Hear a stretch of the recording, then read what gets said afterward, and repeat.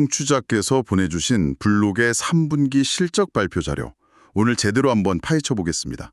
근데 저희는 오늘 좀 다른 방식을 택하려고 해요. 잘 짜인 발표문은 건너뛰고 오직 애널리스트들의 날카로운 질문과 경영진의 답변이 오간 Q&A 세션에만 집중할 겁니다. 진짜 이야기는 바로 거기에 숨어 있으니까요. 아, 그거 아주 좋은 접근 방식입니다.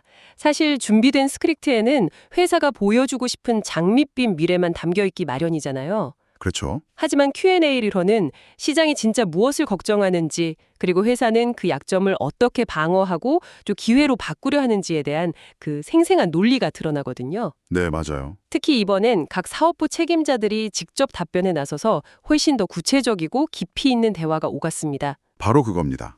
블록이라는 회사를 움직이는 두 개의 거대한 엔진, 바로 소비자를 위한 캐시앱과 판매자를 위한 스퀘어. 이 두 엔진이 지금 어떤 연료를 쓰고 있고 앞으로 어떤 방향으로 나아갈지 Q&A에 담긴 단서들을 통해 함께 추적해 보겠습니다. 그럼 첫 번째 엔진, 캐시앱부터 시작해 보죠. 월간 활성 사용자가 9월에 5,800만 명, 10월에는 성장세가 더 빨라졌다고 하니 숫자는 정말 엄청납니다. 엄청나죠? 그런데 요즘 세상에 사용자 수만 늘리는 게 뭐랄까 무슨 의미가 있나 싶기도 하거든요. 사용자를 앱에 계속 붙잡아 두는 것, 즉 참여도를 높이는 게 훨씬 어려울 텐데 블록은 이걸 어떻게 해내고 있는 걸까요? 바로 그 지점을 정확히 짚어주셨네요.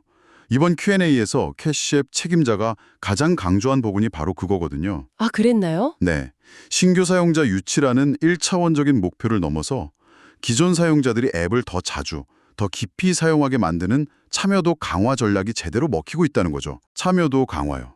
예를 들어 풀스라는 그룹 송금 기능 같은 소셜 기능을 도입했는데 이게 사용자들 사이에서 입소문이 나면서 10월 말까지 150만 개나 만들어졌다고 해요. 150만 개나요? 네.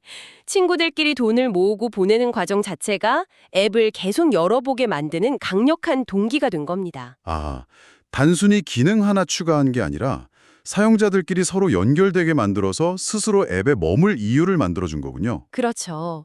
10대 사용자들을 공략하는 방식도 비슷해 보입니다. 월 500만 명의 10대 활성 계정을 확보하고 이들을 위한 고금리 저축 계좌까지 내놨더군요. 맞습니다. 그리고 이런 참여도 증가는 곧바로 수익성 개선으로 이어지고 있습니다. 단순히 앱을 깔아만 넣은 유령 회원이 아니라 진짜 돈을 쓰는 활성 사용자 한 명당 벌어들이는 돈이 늘고 있다는 뜻이죠. 그게 중요하죠. 활성 사용자당 유입액은 전년 대비 10% 늘었고 더 중요한 지표인 사용자당 총이익은 무려 25%나 증가했습니다. 와, 25%요? 네, 이건 캐시앱이 단순한 송금 앱에서 사람들의 금융생활 중심으로 자리 잡고 있다는 아주 강력한 신호입니다. 듣고 보니 캐시앱의 전략이 더 명확해지네요. 그런데 사실 시장에서는 캐시앱의 대출 상품, 바로에 대한 우려가 꽤 컸습니다. 네, 맞아요. 리스크가 크다고 봤죠. 신용도가 높지 않은 고객들에게 돈을 빌려주는 산업이니 위험하다는 시각이었는데 이번 실적 발표를 보니 오히려 이 바로가 성장의 핵심 동력이 되고 있더군요. 이건 정말 의외였습니다. 그렇죠. 시장이 가장 큰 리스크라고 봤던 바로 그 지점이 지금은 캐시앱의 가장 강력한 무기가 되고 있습니다. 무기요? 바로의 연간 대출 취급액이 약 220억 달러 규모로 전년 대비 134%나 폭증했는데 더 놀라운 건 손실률은 목표치인 3%보다 낮게 유지하면서 순마진은 24%에 달한다는 점입니다. 와, 고성장과 안정적인 리스크 관리를 동시에 해내고 있는 거죠. 아니 그게 어떻게 가능한 거죠? 보통은 둘 중 하나는 포기해야 하는 것 아닌가요? 비결은 결국 데이터와 AI에 있습니다. 블록은 기존 금융권의 신용평가 시스템을 그대로 쓰지 않아요. 아, 자체적인 시스템이군요.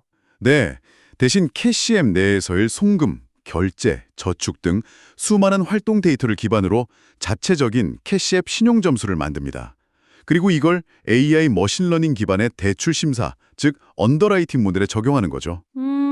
덕분에 전통적인 은행에서는 대출을 받기 어려웠던 고객들의 상환 능력을 훨씬 더 정교하게 예측하고 책임감 있게 돈을 빌려줄 수 있게 된 겁니다. 와, 그러니까 시장이 리스크라고 봤던 것을 블록은 자신들만의 데이터 우위로 풀어낸 거군요. 약점을 강점으로 바꾼 전형적인 사례네요. 정확합니다. 그리고 여기서 그치지 않고 엄청난 선순환 효과를 만들어내고 있어요. 선순환 효과요? Q&A 답변에 따르면 바로를 이용하는 고객은 일반 고객보다 앱으로 돈을 입금하는 횟수가 3배, 캐시앱 카드를 쓰는 금액이 2배, 그리고 앱을 계속 사용할 확률, 즉 리텐션이 3배나 높다고 합니다. 전부 다요? 네. 바로는 단순히 돈을 빌려주는 상품이 아니라 고객을 캐시앱 생태계에 아주 깊숙이 묶어두는 강력한 미끼 상품인 셈이죠. 미끼 상품이라니 재미있는 표현이네요. 네. Q&A에서 경영진은 이걸 당근이라고 표현했습니다.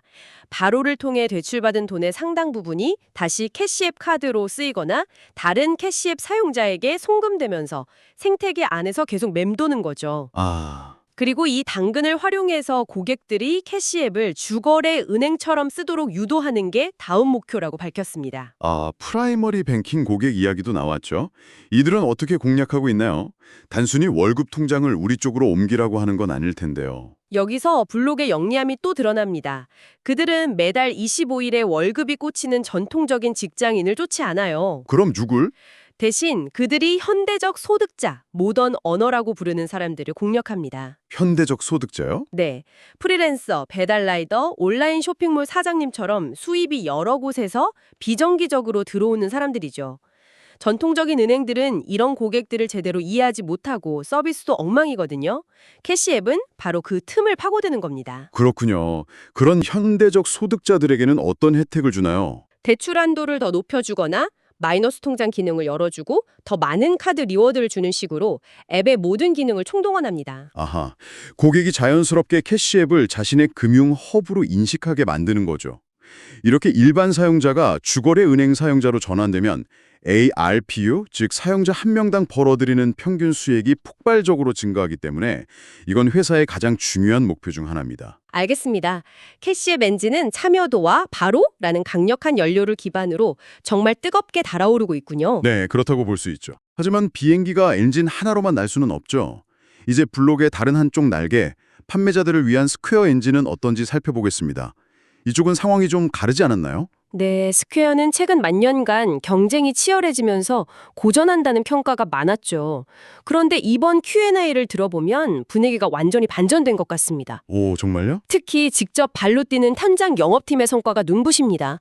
영업팀이 만들어낸 신규 거래액 MBTA가 연초 대비 28%나 늘었고 4분기에는 40% 이상 성장할 거라고 하더군요. 40%요? 네, 연초에 거의 없던 현장 영업 인력이 100명 이상으로 늘어났는데 투입한 비용을 회수하는데 5, 6분기밖에 안 걸릴 정도로 효율이 아주 좋다고 합니다. 단순히 사람만 늘린 게 아니라 제대로 된 시스템을 갖췄다는 자신감이 느껴지네요. 경쟁사에게 빼앗겼던 고객을 다시 찾아오고 있다는 대목도 인상 깊었습니다. 그 부분도 아주 흥미로웠습니다. 낡은 결제 단말기를 쓰는 가게들을 고객으로 만드는 걸 넘어서 우리와 똑같은 최신 클라우드 기반 POS 시스템을 쓰는 경쟁사로 넘어갔던 고객들을 다시 빼앗아 오고 있다는 거예요. 와, 실제로 고객 이탈률이 최근 들어 가장 낮은 수준으로 떨어졌다는 게 그 주장의 근거죠. 고객을 다시 데려올 정도면 뭔가 확실한 무기가 있다는 뜻일 텐데요. 가격 정책을 바꾼 것과 관련이 있을까요? 바로 그겁니다. 기존에 12가지가 넘어 알아보기조차 힘들었던 소프트웨어 요금제를 무료 플러스 프리미엄 단 3가지로 아주 단순하게 바꿨습니다. 단순화했군요. 그런데 이건 단순히 메뉴판을 정리한 수준이 아니에요. 이건 경쟁사들의 비즈니스 모델을 직접 겨냥한 공격적인 전략적 변화예요. 공격적인 전략이라뇨. 좀 더 구체적으로 설명해 주시죠. 경쟁사들은 보통 기본 결제 기능은 싸게 제공하고 고객 관리 프로그램이나 마케팅 도구 같은 필수 기능들은 비싼 값에 추가로 판매하는 방식을 쓰거든요. 네, 그렇죠. 배보다 배꼽이 커지는. 맞아요. 소상공인 입장에서는 이것저것 다 추가하다 보면 배보다 배꼽이 더 커지는 거죠. 그런데 스퀘어는 이 모든 필수 기능들을 플러스 요금제에 그냥 다 포함시켜버렸습니다. 판매자가 느끼는 총 소요 비용 TCO를 확 낮춰버린 거예요. 어허. 그러니까 우리는 당신이 장사하는 데 필요한 모든 걸 한 번에 다 드립니다. 경쟁사처럼 이것저것 추가로 돈 내게 하지 않아요 라고 말하는 거군요. 바로 그거죠. 이건 대화의 규칙 자체를 바꾸는 시도네요. 정확합니다. 결제 수수료가 얼마예요? 라는 질문에서 누가 내 가게 성장에 진짜 도움이 돼요? 라는 질문으로 판을 바꾸려는 거죠. 그리고 이게 바로 Q&A 말미에 나온 스퀘어의 장기적인 비전과 완벽하게 연결됩니다. 스퀘어는 단순한 결제 처리 회사가 아니라 캐시앱 5,800만 사용자 네트워크를 가게로 보내줄 수 있는 성장 파트너가 되겠다는 겁니다. 자, 그럼 이제 마지막으로 AI, 비트코인, 그리고 거시경제 전망 같은 미래에 대한 이야기로 넘어가 보겠습니다. 특히 AI에 대한 CEO 잭 도시의 비전은 단순히 비용 절감이나 효율화 차원을 훌쩍 뛰어넘더군요. 네, 그의 목표는 가능한 한 화살을 많이 자동화하는 것이라고 했는데 이건 단순히 직원을 줄이겠다는 뜻이 아닙니다. 아, 그런 게 아니군요. 이미 구스라는 내부 AI 툴을 활용해서 회사 전체의 업무 속도와 의사결정 품질을 높이고 있다고 해요. 그리고 이 AI 역량을 최종적으로는 고객에게 서비스 형태로 제공하겠다는 겁니다. 고객에게요? 네, 스퀘어를 쓰는 소상공인에게는 사업 운영을 돕는 가상 최고 운영 책임자 COO를, 캐시앱 사용자에게는 자산 관리를 돕는 가상 최고 재무 책임자 CFO를 제공하겠다는 거죠. 정말 야심찬 계획이네요. 그런데 솔직히 요즘 AI를 외치지 않는 빅테크 기업이 없지 않습니까? 구글이나 메타 같은 공룡들도 막대한 데이터를 가지고 있는데 블록에 내세울 수 있는 진짜 차별점, 뭐랄까 방어 가능한 혜자는 뭘까요? 바로 그게 핵심적인 질문이고 Q&A에서도 그에 대한 명확한 답변이 나왔습니다. 오, 블록의 AI가 학습하는 데이터는 인터넷에 떠돌아다니는 일반적인 정보가 아니라는 겁니다. 매 순간 전 세계에서 일어나고 있는 실제 상거래 데이터를 실시간으로 학습한다는 거죠. 실시간 상거래 데이터요? 네, 이건 구글도 메타도 가질 수 없는 블록만의 독점적인 자산입니다.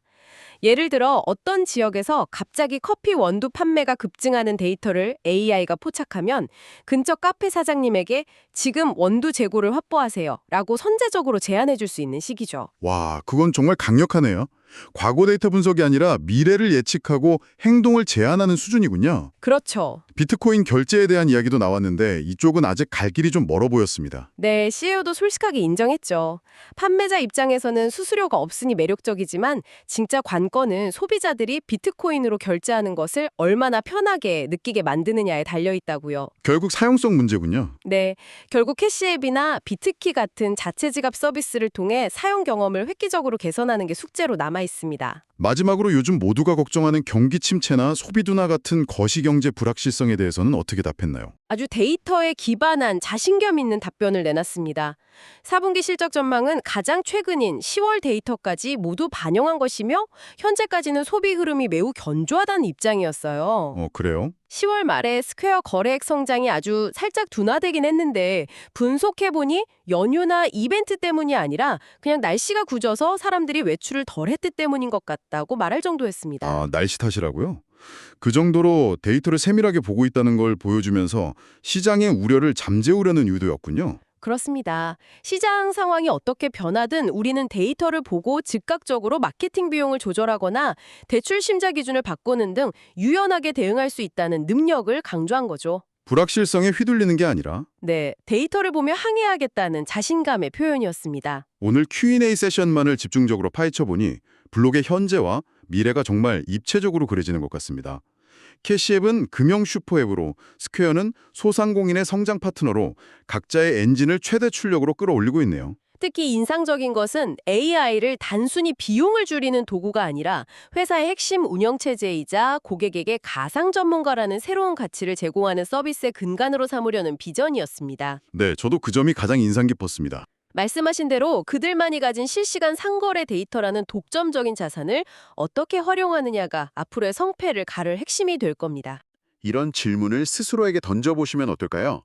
스퀘어를 사용하는 수백만 판매자 네트워크와 캐시앱을 쓰는 5,800만 사용자 네트워크가 AI를 통해 진정으로 하나로 연결될 때 과연 어떤 새로운 비즈니스 기회가 폭발하게 될까?